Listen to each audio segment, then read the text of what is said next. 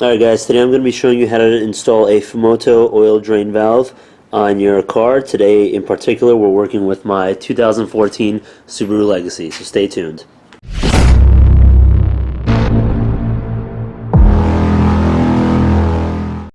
Alright, so we've got all of our components here for the oil change. We've got our oil drain pan, the Fumoto drain valve itself right over here. This particular one is the 108 model.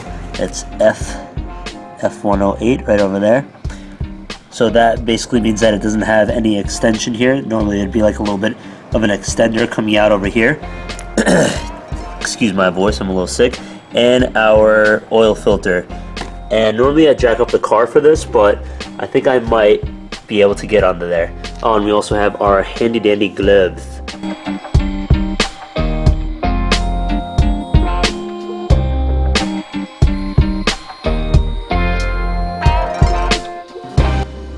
So first things first, we want to loosen up our oil filter cap, and it's pretty cold outside, so let's see if we can crank this open. It's going there slowly. There we go. Let it breathe a bit. I'm going to put the cap safely right over here on the battery. Another component that we're going to need for this process is a funnel so that we can put the new oil into the engine, but as you can see here, mine is dirty, so we're going to give it a quick clean. So now that we've got it clean, it's ready for use. I'm going to put it right over here. So next step is to grab either a torque wrench or a ratchet, and we're going to go up and underneath the car so that we can loosen up the oil drain bolt right over there.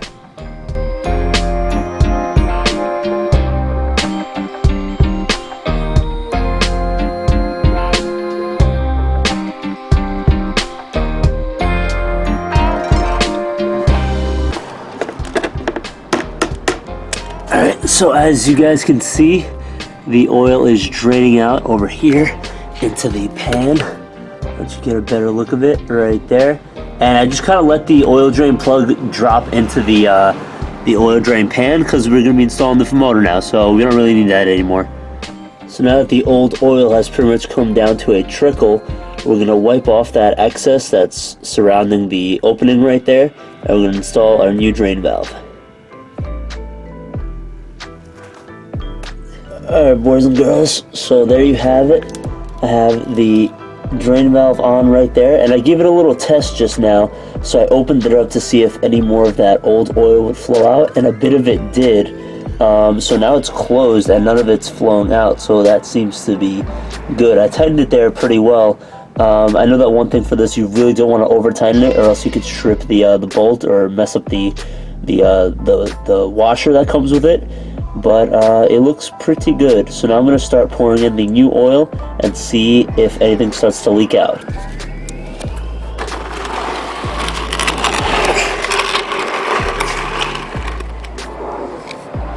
But before we fill up the engine with the new oil, we got to remove the oil filter. And take your finger, put it into the new oil, get a little bit on the glove over here, and just put it around the rim of your new filter. This is just going to make it easier to take it off next time. Alright, and there we go. Just have to tighten it a little bit more by hand. Not too tight.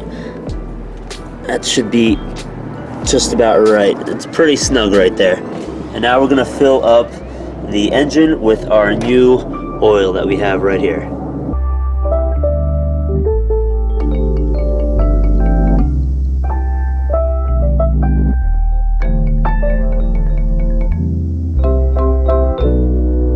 Alright, so we pretty much filled the engine to capacity. The Pennzoil right there, the Platinum that I was just using, is pretty much done with. And I didn't show you guys on camera, but before, as I was filming this, I poured just a little bit of the oil. Let me get down under here to show you. I poured in just a little bit to see if the oil drain valve was going to be leaking at all. And this is actually from the old oil before, so now the valve is closed, and it managed to keep everything pretty much sealed in there. So now the tank is pretty much filled with oil, and it looks pretty good.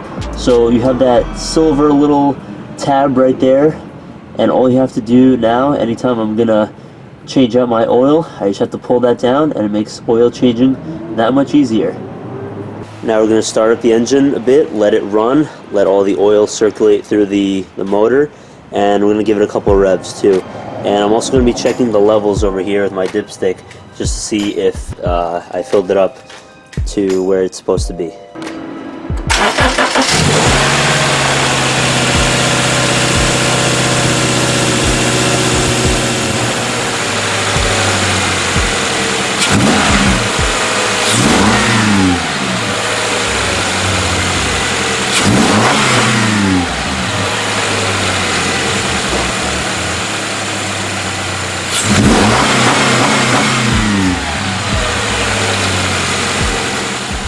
There you have it, folks. We successfully changed our oil and installed the Fumoto drain valve. The only last thing to do is to wipe up any oil that might have gotten all over the engine bay, and I have quite a few little puddles here. Alright, so I'm going to clean that up, and before we go, I'm going to show you guys the Fumoto drain valve once again, right after I'd done all that revving and such, waking up the whole neighborhood. Oh, dropped my phone. Alright, so as we see, hold on, let me get a better view. There it is. As we see, the drain valve is still closed and nothing has really dripped out. That's still the oil from before. That was previously there from the previous oil change. So pretty good product so far. We'll see how it turns out in the future, how easy it makes oil changing. And yeah, so thank you guys for watching. Please leave a like if you enjoyed, and stay tuned for more. Alright, take care now. Peace out.